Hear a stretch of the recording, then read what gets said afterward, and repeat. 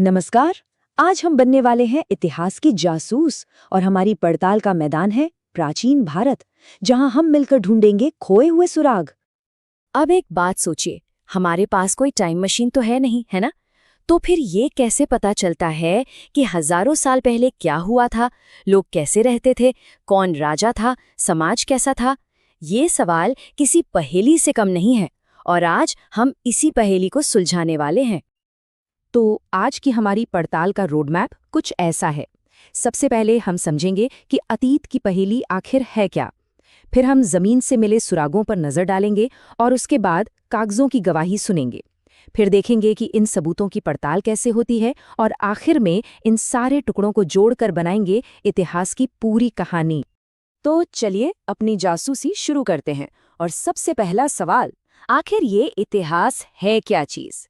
ये सिर्फ स्कूल की किताबों में पढ़ी हुई तारीखें और राजाओं के नाम नहीं है। नहीं, बिल्कुल नहीं। ये उससे कहीं ज्यादा दिलचस्प है।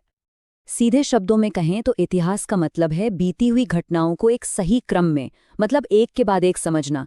ये एक तरह की कहानी है जो हमें बताती है कि वक्त के साथ साथ समाज, राजनीति और अर्थव्यवस्था में क्या क्या बदलाव आए। ये सिर्फ ये नहीं बताता कि क्या हुआ, बल्कि ये समझने में मदद करता है कि क्यों हुआ और कैसे हुआ। अच्छा, तो अब बात करते हैं हमारे पहले तरह के सुरागों की। ये वो चीजें हैं जो गुजरे जमाने के लोग अपने पीछे छोड़ गए। इसको ऐसे समझिए, जैसे हम किसी बहुत पुराने क्राइम सीन पर पहुंच गए हैं और हमारा काम है सबूत इकट्ठा करना। तो एक इतिहासकार के पास भी जासूसों की तरह एक टूल किट होता है और इसमें मोटे तौर पर दो तरह के सुराग होते हैं। एक होते हैं पुरातात्विक स्रोत, मतलब वो सबूत जो जमीन से मिलते हैं, ठोस चीजें। और दूसरे हैं साहित्यिक स्रोत, यानी लिखी हुई बातें। तो चलिए पहले जमीन के नीचे छुपे राजों को देखते हैं। तो जमीन के नीचे से मिलता क्या क्या है? देखिए, अभिलेख मिलते हैं, मतलब पत्थर या मेटल पर खुदी हुई लिखाई। सिक्के मिलते हैं, उस जमाने की करेंसी। बड़े बड़े स्मारक और इमारतें, जैसे पुराने मंदिर और किले। और हाँ, मूर्तियां और मोहरें भी। कमाल की बात यह है कि ये बेजान चीजें भी अपनी एक कहानी कहती हैं।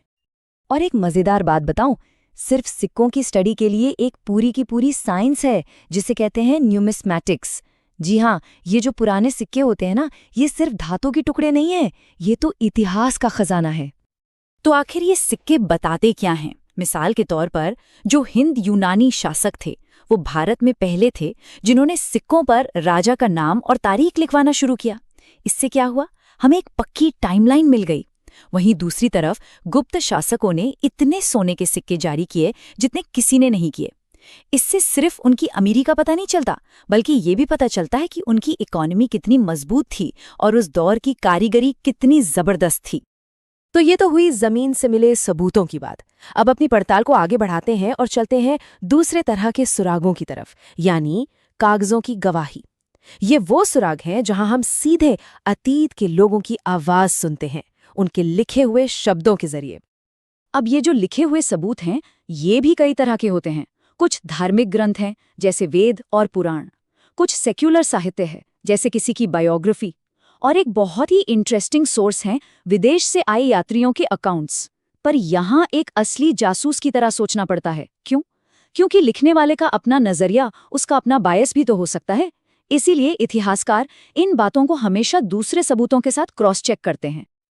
तो ठीक है, अब हमारे पास दो तरह के सबूत हैं, जमीन से मिले और लिखे हुए।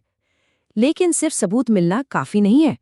एक अच्छे जासूस की तरह हमें इनकी बारीकी से जांच भी करनी होगी। तो चलिए अब चलते हैं इतिहास की फोरेंसिक लैब में। इस फोरेंसिक लैब का एक बहुत ही कमाल का टूल है कार्बन 14 डेटिंग। ये एक साइंटिफिक तरीका है जिससे ये पता लगाया जाता है कि कोई भी चीज जिसमें कभी जान थी, जैसे कोई हड्डी या लकड़ी का टुकड़ा, वो आखिर कितनी पुरानी है। इससे हमें घटनाओं को सही टाइमलाइन पर रखने में बहुत मदद मिलती है। और दूसरा जबरदस्त टूल है एपिग्राफी, यानी अभिलेख शास्त्र। ये क्या है? ये उन पुरानी रहस्यमयी लिखावटों को पढ़ने और समझने की कला है जो पत्थरों या मेटल पर खुद ही मिलती हैं। सोचिए, ये किसी पुरानी भूली बिसरी भाषा के कोड को तोड़ने जैसा है। और इस कोड ब्रेकिंग से जुड़ी एक बहुत ही रोमांचक कहानी है, सम्राट अशोक की।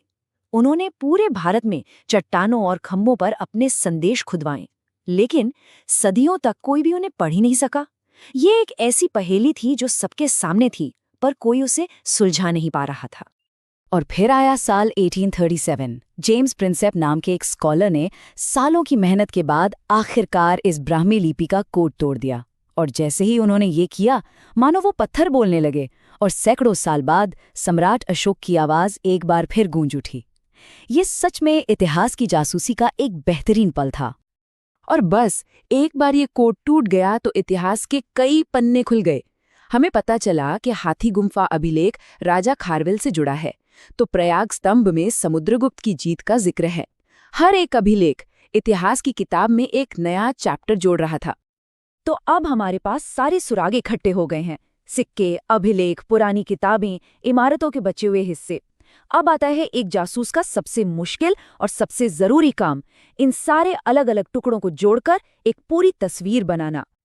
एक बात हमेशा याद रखनी चाहिए, कोई भी एक सुराग, चाहे वो सिक्का हो या कोई किताब, पूरी कहानी नहीं बताता। असली काम है इन सबको मिलाना।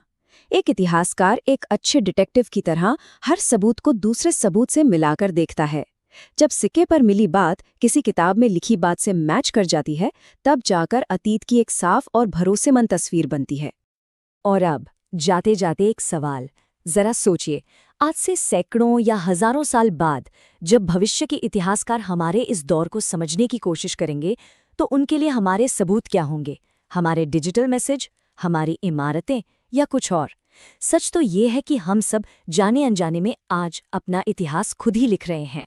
अगर आप लोगों को ये वीडियो पसंद आया हो तो आप लोग साहित्य प्रकाश यूट्यूब चैनल को अवश्य सब्सक्राइब और ऐसे ही रोज वीडियो देखने के लिए आप लोग कमेंट कर सकते हैं। धन्यवाद।